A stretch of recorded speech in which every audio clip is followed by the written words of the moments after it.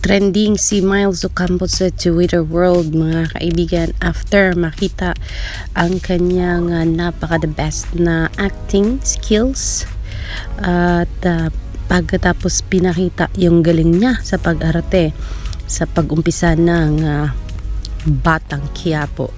Talagang sabog na sabog ang Twitter world dahilan sa kaliwat kanan ng mga papuri na binigay kay Miles Ocampo. Ang sabi ng ABS-CBN Entertainment 8 minutes ago, isinilang na ang tagapagtanggol. Maraming salamat sa lahat na sumubaybay ngayong gabi sa FPJ's Batang Quiapo Day. Meron silang concurrent views na 341,509 at mapapanood ang Batang Quiapo gabi-gabi alas 8 ng gabi sa Kapamilya Channel, Kapamilya Online Live, Cinema, A to Z at TV5. Mapapanood rin ito sa I Want TFC at saka sa TFC. Sobrang galing ng pagkagawa ng unang clip or unang gabi ng FPJ's Batang Quiapo. Hindi lang ginalingan ni Lara Kikyaman ang pagsampal at yun, inilabas na lahat ni Miles Ocampo ang galing sa pag-arte, pag-iyak at pagdepensa sa sarili after malaman ng nanay na kanyang ipapalaglag ang kanyang baby. Isinilang ang anak, ngunit sobrang iyak ni Miles Ocampo dahil naalala niyang kukuhanin nung nag-rape sa kanya ang kanyang baby pagkatapos itong isilang.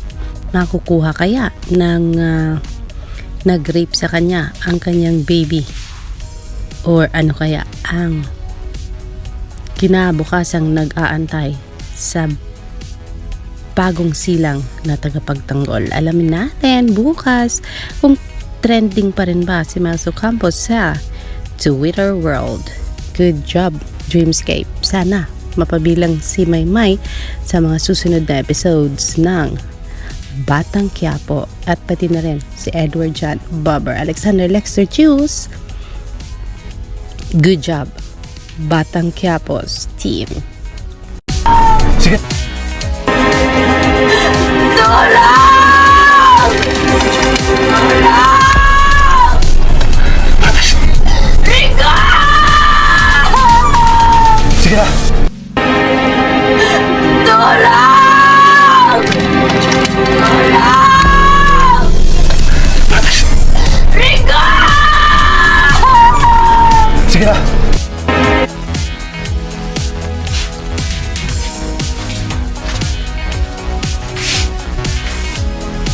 Ano yan? Hindi lang ang Batang Quiapo kasi bukod sa amin, nandyan ang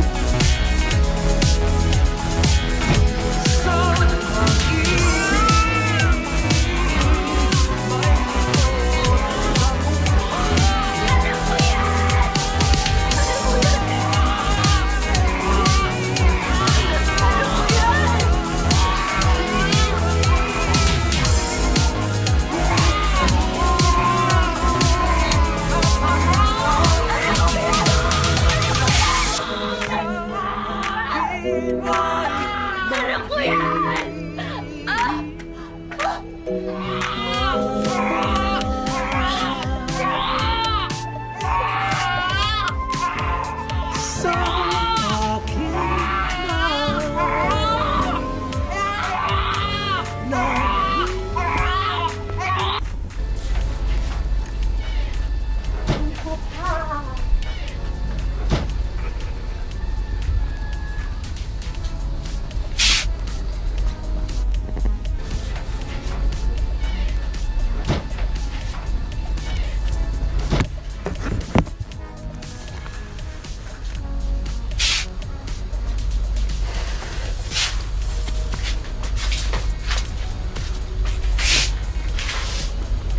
Ano yan? Ano sabi yan eh? Akin na. Ko to. Akin na! Akin na nga! Ano yan? Akin na sabi! Akin! Akin na! Bakit ko ba ako pinapakailaman, tinding?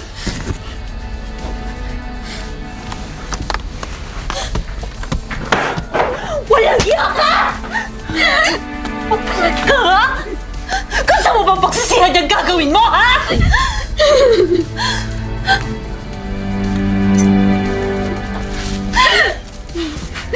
Sinapit ko rin yung nangyari sa'yo.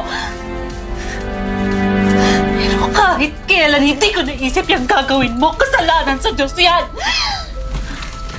Oo! Oo! Pero kahit kailan, hindi kita naisip ipalaglag. Mas pinili na ang buhayin. Sana ginawa mo na lang! Sana ginawa mo na lang pero dito nangyayari lahat!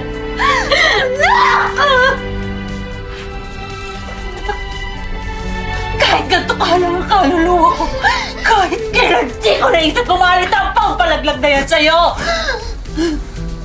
Kasi naisip ko, labas ka sa kasalanan ko.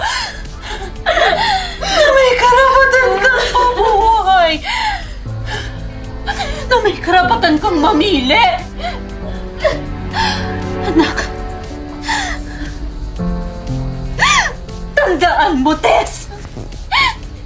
Hindi isa pang pagkakamali para solusyonan niyang mali.